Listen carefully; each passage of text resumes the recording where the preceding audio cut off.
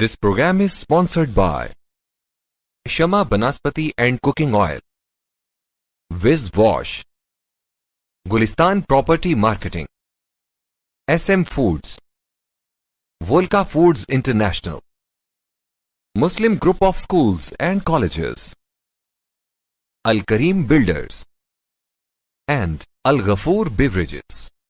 अस्सलाम वालेकुम, मैं हूं आपका होस्ट, आपका दोस्त अहमद अली। एक बार फिर से लेकर आया हूं आपका अपना फेवरेट प्रोग्राम मक संडे स्पेशल प्रोग्राम। आज का प्रोग्राम बहुत ही ख़ास होने वाला है, स्पेशली उन व्यूवर्स के लिए जो कि मौसीकी से खासा लगाव रखते हैं। कहते हैं मौसीकी रूह की ग़िज़ा होती है। और आज के जो हमारे गेस्ट हैं वो ना सिर्फ एक बहुत अच्छे सिंगर हैं बल्कि एक बहुत अच्छे उस्ताद हैं। और मैंने उनको इसी हैसियत से यहाँ पर बुलाया है कि वो साउथ पंजाब में, स्पेशली मुल्तान में बच्चों को मौसीकी सिखाते हैं और मौसीकी से के साथ उनको बचपन से लगाव रहा है। और बाकायदा वो शायद उस लेवल पर काम नहीं कर सके, उन्हें मौका नहीं मिल सका काम करने का, लेकिन वो आने वाली जो हमारी नस्ल है, जो जनरेशन है, न्यू जनरेशन है, जो मौसीकी में अपना नाम बनाना चाहती है, उनके लिए राहें हमवार कर रहे हैं, उनके लिए एक रहनुमा के तौर पर बहुत अच्छा वर्क कर रहे हैं। तो ज़्यादा टाइम नहीं लूँगा, मेरे साथ मौजूद हैं इस टाइम यासिर हैदरी। और अस्सलाम वालेकुम यासिर हैदरी साहब। सबसे पहले तो मैं आपको वेलकम कहता हूँ मक संडे स्पेशल प्रोग्राम में, कि आपने टाइम निकाला हमारे प्रोग्राम के लिए। और कैसा लग रहा है आपको यहाँ पर आकर? बहुत अच्छा लग रहा है, आपका बहुत खूबसूरत सेट है और thank you for invite me. जी अच्छा यासिर हैदरी साहब, ये बताइए कि कितना अरसा हो गया आपको म्यूज़िक की तरफ आए हुए? मुझे तकरीबन 15 इयर्स हो गए, 15 साल से। 15 साल से? जी। तो 15 साल से आप बाकायदा एज ए टीचर वर्क कर रहे हैं? पहले तो एज ए सिंगर ही स्टार्ट लिया और फिर आहिस्ता आहिस्ता टीचिंग की तरफ आए। कुछ दोस्तों ने गाइड किया कि आप टीच बहुत अच्छा कर सकते हैं, तो फिर मैंने इस शोबे में कदम रखा। तो अब आपका प्रोफेशनल जो है, मतलब एक प्रोफेशन जो भी आपका है वो सिर्फ सिंगिंग ही है? इसी के ज़रिए आप अपनी जो भी अपने घर के अखराजात हैं रोज़मर्रा के पूरे करते हैं, वो शायद आई थिंक सिंगिंग की वजह से ही कर रहे हैं। वो शोज़ कर रहे हैं, आप एज ए टीचर वर्क कर रहे हैं, जितना भी कर रहे हैं।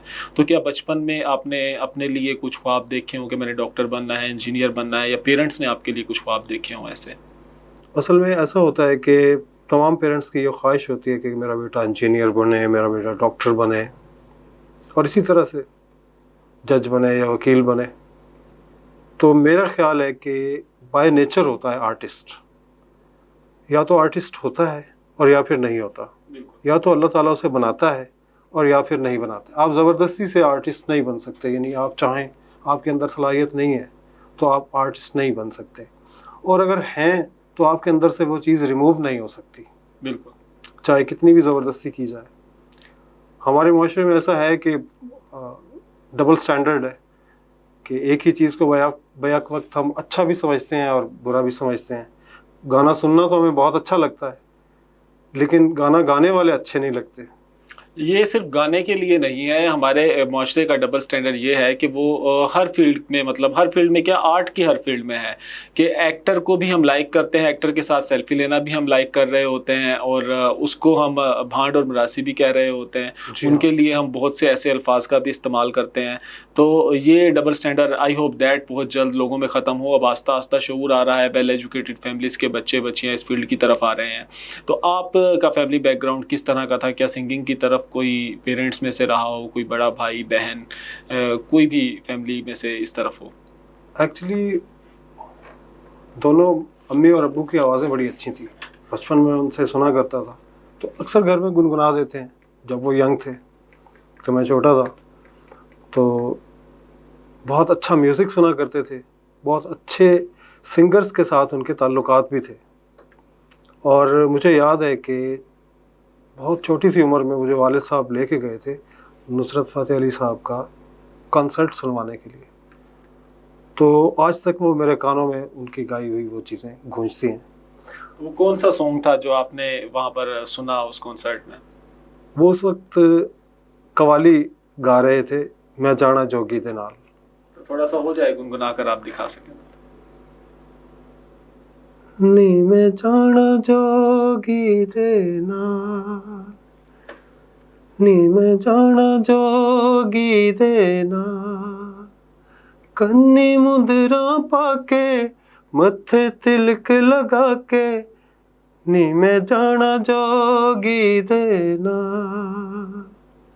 ये था बहुत बोलेगा। खूबसूरत माशाल्लाह से आपकी आवाज़ है, और आपकी रिव्यू कीजिए। फैमिली में से मुझे लगता है कि फैमिली में से आपको पेरेंट्स की तरफ से सपोर्ट ही होती है कि आपको जाने का मौका मिला एक बड़े सिंगर से जो हमारे मुल्क का एक सरमाया रहे हैं, और हमेशा उनका नाम तो ज़िंदा रहेगा सिंगिंग की दुनिया में।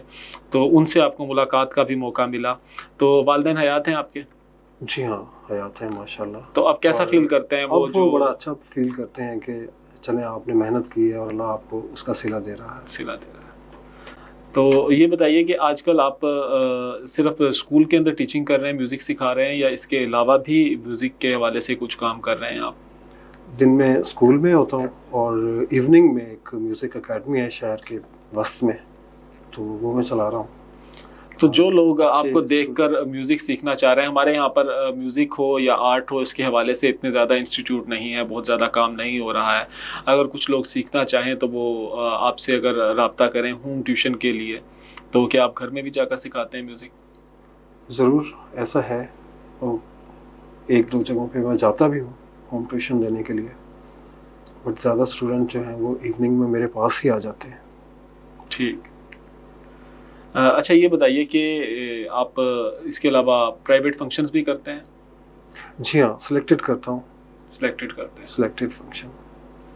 तो अर्निंग कितनी हो जाती है मंथली? बहैसियत फ़नकार मैं ये जानना चाह रहा हूँ कि हमारे मुल्क में फ़नकार का मुस्तकबिल फ्यूचर क्या है यहाँ पर? कि कुछ कभी-कभार ये एक आपको थोड़ा-सा फ़ील होता हो कि शायद मैं एक इस प्रोफ़ेशन की बजाय किसी और प्रोफ़ेशन को चूज़ करता तो बेहतर मुझे फ़ीडबैक मिल रहा होता, एक अच्छी लाइफ़ गुज़ार रहा होता। कभी ये ख़्याल दिल में आया? हमारे मुल्क में ऐसा है तो सही कि आर्टिस्ट को उसका हक नहीं मिलता, लेकिन फिर भी शुक्र है अल्लाह का कि इतनी आमदन हो जाती है कि घर का सिस्टम अच्छा चलता है। माशाल्लाह, ग्रेट। तो चलें ये बताइए कि आप जो गाना गाते हैं, कहते हैं ना अक्सर शायर जो होते हैं वो शायरी करते हैं तो कोई ना कोई महबूब के लिए शायरी कर रहे होते हैं, किसी महबूब का एक खाका, एक इमेज उनके माइंड में होता है, उसको सोचकर गज़ल लिखते हैं।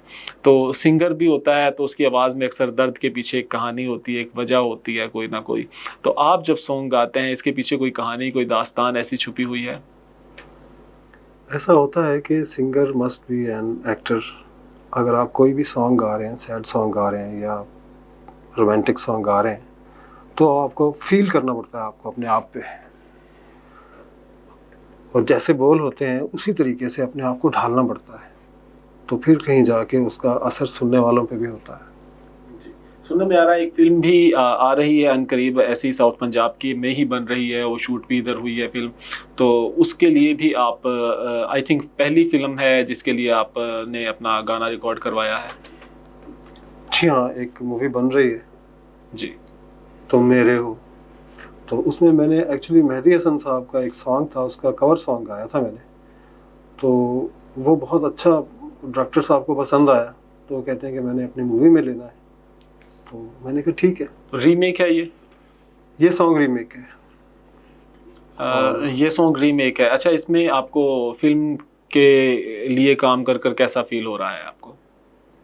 अच्छा अच्छा लग रहा है, और एक्साइटमेंट तो होगी कि पहली बार एक इतने सालों बाद, 15 साल की मेहनत के बाद जाकर आपको रिज़ल्ट मिल रहा है कि एक फ़िल्म के लिए जब सिंगर गाता है, तो हर सिंगर की आई थिंक ख्वाहिश होती है ये। सिंगर की ख्वाहिश होती है, और वैसे एक दफ़ा पहले भी ऐसा चांस हो चुका है, बट आपको पता पाकिस्तानी मूवीज़ की मार्केट इतनी बड़ी नहीं है हमारी। लेकिन अब ऐसा टाइम आ चुका है कि पाकिस्तानी मूवीज़ जो हैं वो हर लिहाज से इंटरनेशनल लेवल की जो फ़िल्म्स आ रही हैं उनका मुकाबला करने के लिए तैयार हैं। कैमरा वर्क बहुत अच्छा है, स्टोरीज़ अच्छी हैं, उसके अलावा लोकेशन अच्छी होती है, और एक मयारी फ़िल्में बन रही हैं, जो जी हमारी हाँ। न्यू जनरेशन जो आ रही है उसको मुतासिर करने में कामयाब रह रही हैं ये फ़िल्में। तो आप अगर कुछ गुनगुना कर सुना सकें जो सॉन्ग आपकी फ़िल्म के लिए आपने गाया है तो? जिस दिन से देखा है तुमको सनम, बेचैन रहते हैं उस दिन से हम, लगता है ऐसा खुदा की कसम, तुम मेरे हो। सावन है बरसात होती नहीं, खुल के कोई बात होती नहीं, कैसे बताएं ये तुमको सनम, तुम मेरे हो, तुम मेरे हो, तुम मेरे हो। अच्छा यासिर साहब, ये बताइए, आई थिंक दैट मुझे लगा है हर सिंगर का एक अपना फ्लेवर होता है, अपना अंदाज होता है, तो आप इमोशनल सॉन्ग्स गाना ज़्यादा लाइक करते हैं। थोड़ा आजकल का जो रॉक म्यूज़िक है ज़रा पॉप स्टाइल का है, जिसमें थोड़ा सा फन होता है, चिल होता है, पार्टी सॉन्ग्स जो होते हैं, उस टाइप के सॉन्ग्स को भी गाना लाइक करते हैं? जब ज़रूरत पड़े तो गा लेते हैं, बट मोस्टली जो है वो मेलोडी सॉन्ग्स की तरफ जो है ना मेरा रुझान है। इसमें मेलोडी हो, इसमें गज़ल हो या गीत हो या फिल्मी सॉन्ग हो, तो उस तरफ ज़्यादा तवज्जो है, उस तरफ ज़्यादा मतलब मुझे अच्छा लगता है। ठीक। अच्छा, सॉन्ग ज़्यादा लाइक करते हैं, गज़ल ज़्यादा लाइक करते हैं आप?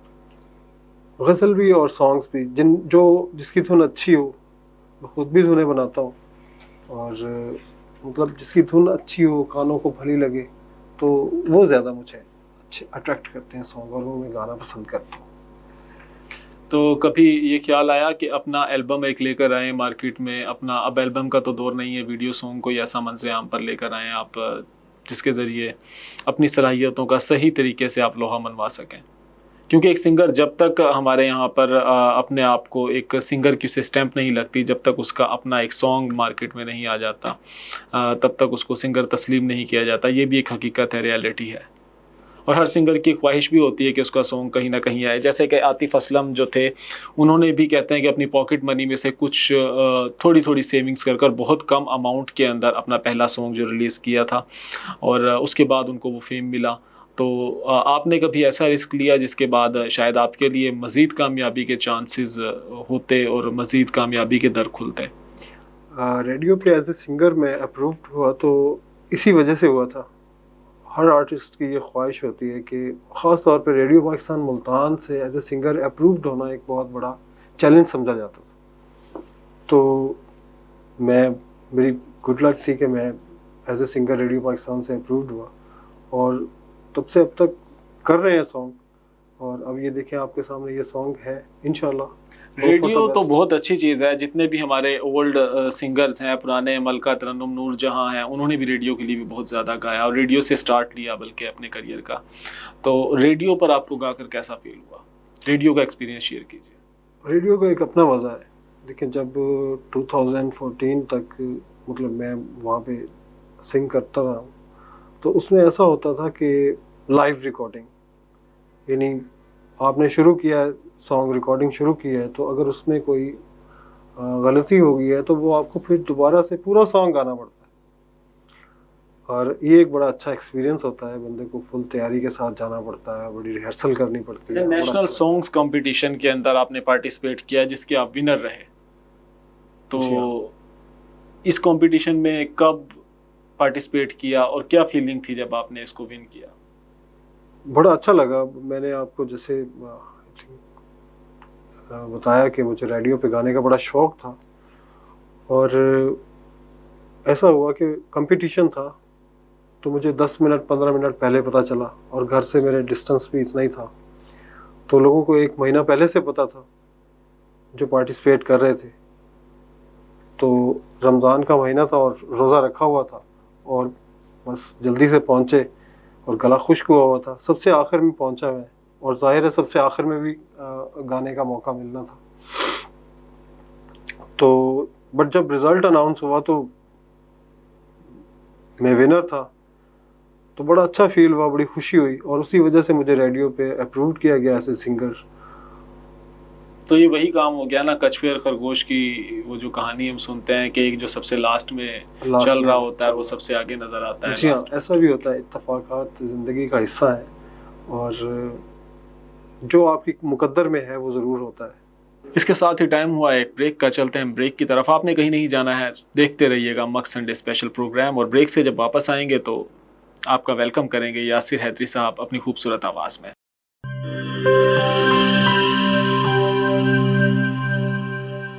बोले दिल की बोलियां, जायके की जुबान है शमा,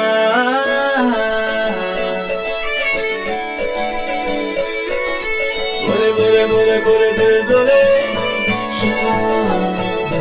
कोई निशी आई लव यू कहे,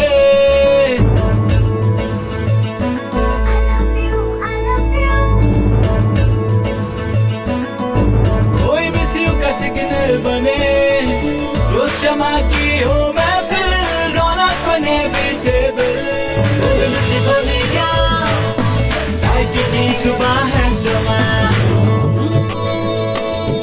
अभी मम्मी का है दुआ,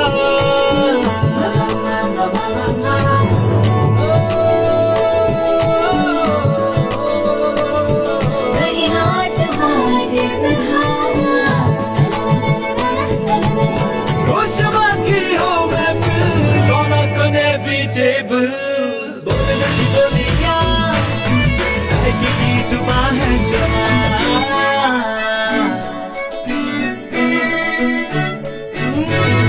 तकरार भी यही प्यार भी, तकरार भी यही प्यार भी, यही जीत भी यही हार भी, तकरार भी यही प्यार भी, यही जीत भी यही हार भी, रोज शमा की हो मैं फिर रौनक बने पीछे बिल, बोली बोली ना साइकिल की सुबह है शमा,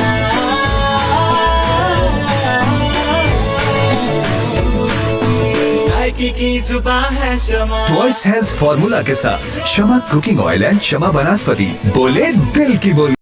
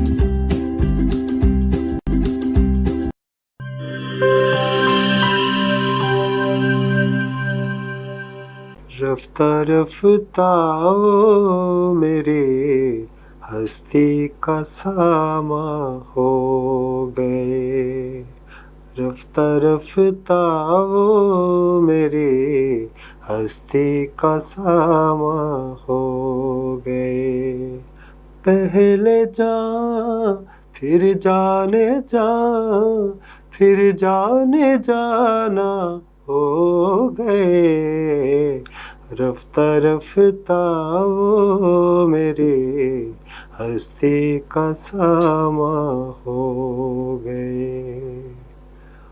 आप तो नजदीक से नजदीक तर आते गए, आप तो नजदीक से नजदीक तर आते गए, पहले दिल फिर दिल रुबा, फिर दिल के मेहमा हो गए, रफ्ता रफ्ता ओ मेरे हस्ती का सामा हो गए। जी बहुत खूब, बहुत खूबसूरत आवाज़। और रफ्ता रफ्ता कौन आपकी हस्ती का सामा हो गए, तो ये बताइए कि आपकी ज़िंदगी में, ज़िंदगी के सफ़र में लाइफ पार्टनर कब शामिल हुई? ये सॉन्ग असल में मैं उन्हें सुनाया करता हूँ, अपने लाइफ पार्टनर को, अपनी बेगम को। तो माशाल्लाह से हमें 10 इयर्स हो गए हैं हमारी। लव मैरिज थी, अरेंज मैरिज थी? बस दोनों ही समझ लीजिए। यानी कि शादी से पहले मुलाकातें नहीं तो बातें तो ज़रूर होती थी। जी ज़रूर, और इसमें पेरेंट्स की मर्जी भी शामिल थी, और हमारी भी वर्जिश आप यूँ समझ लें कि आपने एक मिल्क शेक ऐसा बनाया है जिसमें बनाना भी ऐड था और मैंगो भी ऐड था, तो अरेंज और लव का मिक्सचर तैयार किया है। जी हाँ, और बड़ा अच्छा खूबसूरत बंधन है ये, खुदा ताला की तरफ से इनाम होता है कि ज़िंदगी का एक अच्छा साथी आपको मिल जाए। जब फैमिली में बच्चे आपके कितने हैं? माशाल्लाह 3 बच्चे। तो बच्चों में किसी को सिंगिंग का शौक हो? कहते हैं कि एक सिंगर की जो औलाद होती है वो तो रोती भी सुर में है। सबको शौक है, क्योंकि वो सुनते हैं, तो उन्हें भी ज़ाहिर है कानों में शुरू से ये चीज़ पड़ी है, तो वो थोड़ा बहुत मुझसे सीखते भी रहते हैं। ये तो अच्छी बात है, घर में उस्ताद उनको मुहैया है तो जी फिर हाँ, ज़रूर बिल्कुल सीखना ऐसे। चाहिए, इस स्किल्स का फ़ायदा उठाना चाहिए आपकी।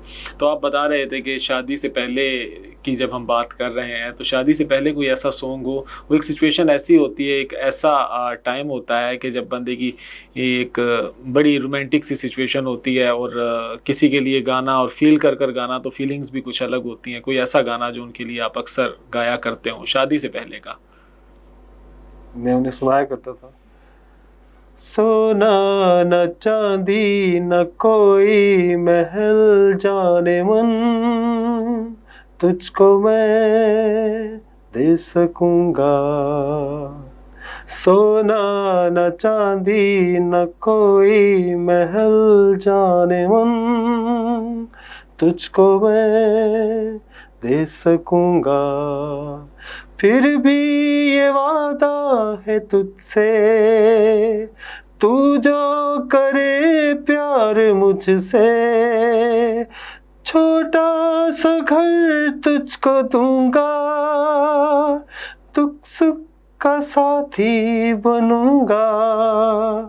सोना न चांदी न कोई महल जाने मन, तुझको मैं दे सकूंगा। ये सॉन्ग था। वाओ! और मैं पर्सनली अगर आपको बताऊं तो ये सॉन्ग मेरा ऑल टाइम फेवरेट है, और मेरे ख्याल में हर कंगले आशिक का ये ऑल टाइम फेवरेट होता है, क्योंकि इस गाने के अंदर ना एक आशिक को अपनी फाइनेंशियल जो भी पोजीशन होती है ना उसको बहुत अच्छे से एक्सप्रेस करने का मौका मिल जाता है, और मोहब्बत में, प्यार में एक रोमांटिक से अंदाज में अपने हालात बता सकता है, और बाद में कह भी सकता है कि मैंने तो पहले ही कह दिया था कि मैं सोना चांदी डायमंड आपको कुछ भी नहीं दे सकता हूँ। तो बड़ा मज़े का ट्रैक है ये। जी बिल्कुल, मेरा भी फेवरेट है, था और है, क्योंकि बड़ा अच्छा खूबसूरत बना हुआ है। जी, बहुत खूबसूरत ट्रैक है। अच्छा, ये इसकी जो है इंडिया ने भी कॉपी की थी, अच्छा, कॉपी किया इसको, और उनके सिंगर ने भी गाया। इंडिया ने तो हमारे बहुत सारे सॉन्ग्स को कॉपी बहुत किया सारे, है, बहुत और हमारे जितने भी ओल्ड सॉन्ग्स हैं उनका न्यू वर्जन तैयार किया है इंडिया जी ने हाँ, मोस्टली। बिल्कुल ऐसा ही है। अभी मैं कुछ मुझे याद आ रहा था, मैं गुनगुना रहा था, तो मुझे याद आया कि इसकी कॉपी भी इंडिया ने की थी। मुझे तुम नजर से गिरा तो रहे हो, मुझे तुम कभी भी भुला ना सकोगे, न जाने मुझे क्यों यकीन हो चला है, मेरे प्यार को तुम मिटा ना सकोगे, मुझे तुम नजर से। और बिल्कुल सेम कॉपी उन्होंने किया।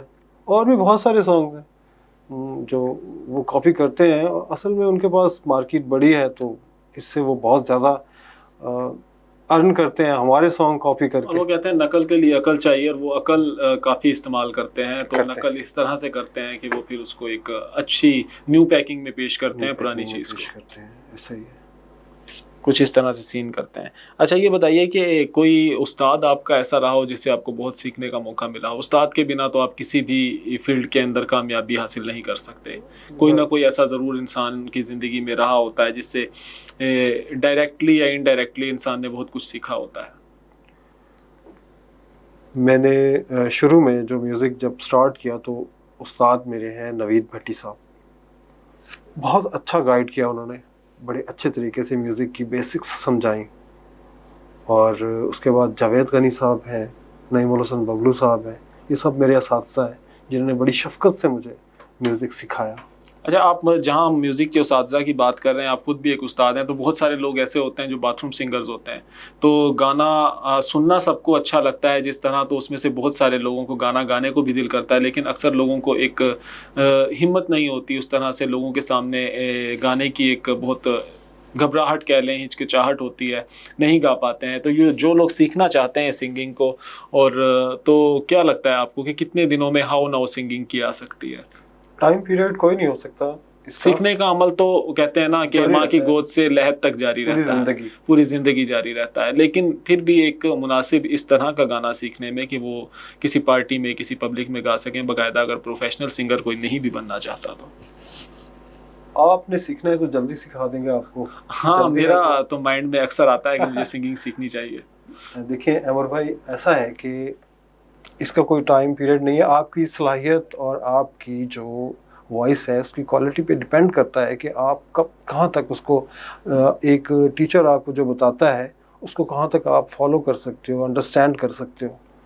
और कुछ ऐसे लोग होते हैं जो बड़ी जल्दी सीख जाते हैं। अच्छा, कुछ और लोग कुछ ऐसा लोग होते हैं कि ऐसा होते हैं। सुनकर भी सीखते हैं कि किसी फेवरेट सिंगर को इतना इंस्पिरेशन उनकी होती है वो, कि वो उसको सुन सुनकर बहुत अच्छा गाने लगते हैं, बार बार सुनकर। तो बाकायदा कोई उस्ताद नहीं होता। तो आपका कोई फेवरेट सिंगर ऐसा रहा हो जिसको आपने बहुत सुना हो, जिसको आप उस्ताद का दर्जा देते हो? फेवरेट सिंगर मेरे हमेशा से मेहदी हसन साहब रहे, और वैसे सभी पसंद है। बिल्कुल। जो अच्छा गाता है वो पसंद है, लेकिन तो जो अब फेवरेट क्या ख्याल है कि मेहदी हसन साहब का कुछ कलाम, कोई गजल? जी। दिल में तूफान छुपाए बैठा हूँ, ये न समझो कि मुझको प्यार नहीं। दिल में तूफान छुपाए बैठा हूँ, ये न समझो कि मुझको प्यार नहीं। तुम जो आए हो मेरी दुनिया में, अब किसी का भी इंतजार नहीं। दिल में तूफान छुपाए बैठा हूँ, ये न समझो कि मुझको प्यार नहीं। जी, हम जा रहे हैं एक ब्रेक की तरफ, और आपने ये नहीं समझना है कि हमें प्यार नहीं है। हम वापस लौट कर आएंगे और आपने देखते रहना है मक्स संडे स्पेशल प्रोग्राम।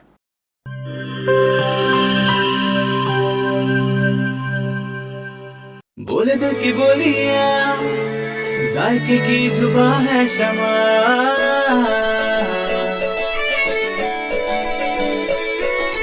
बोले बोले बोले बोले दिल बोले, कोई निशी आई लव यू कहे।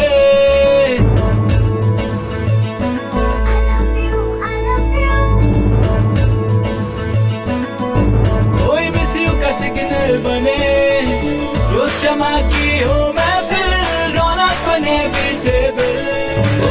बोली क्या साइकिल की जुबान है शमा, अभी मम्मी का है ये दुआ।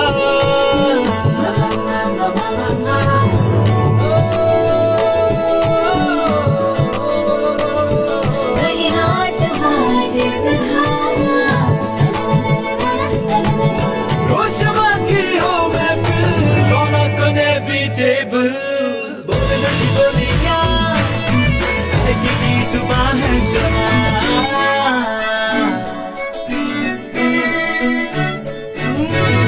तकरार भी यही प्यार भी, तकरार भी यही प्यार भी, यही जीत भी यही हार भी। तकरार भी यही प्यार भी, यही जीत भी यही हार भी। रोज शमा की हो मैं फिर, रौनक बने पीछे बिल। बोली क्या साइकिल की जुबान है शमा,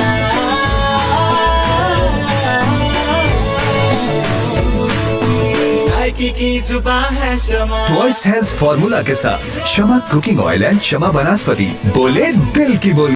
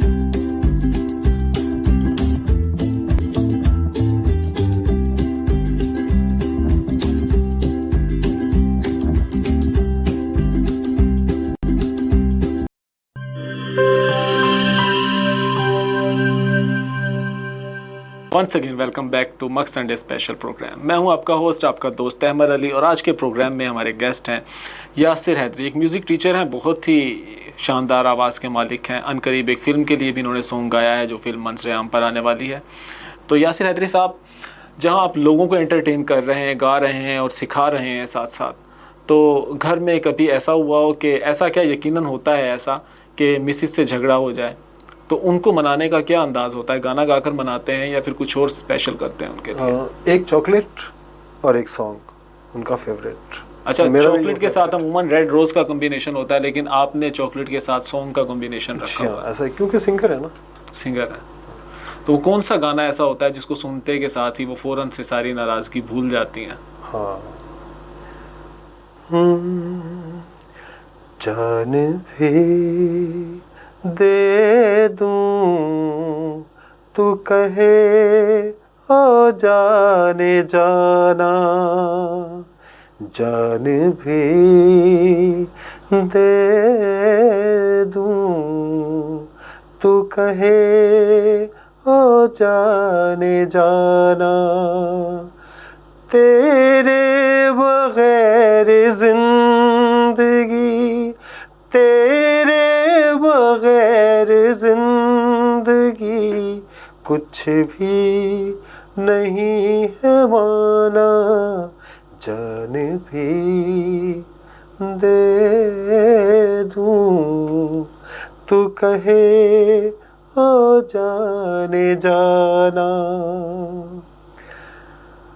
खुशबू से यूं महक उठे मेरी जिंदगी के रास्ते, लगता है तू जमीन पे उतरी है मेरे वास्ते, आँखों में बस तू है, आँखों में बस तू है, या मेरी बेखुदी है, जान भी दे दूं तू कहे ओ जाने जाना, तेरे बगैर जिंदगी, तेरे बगैर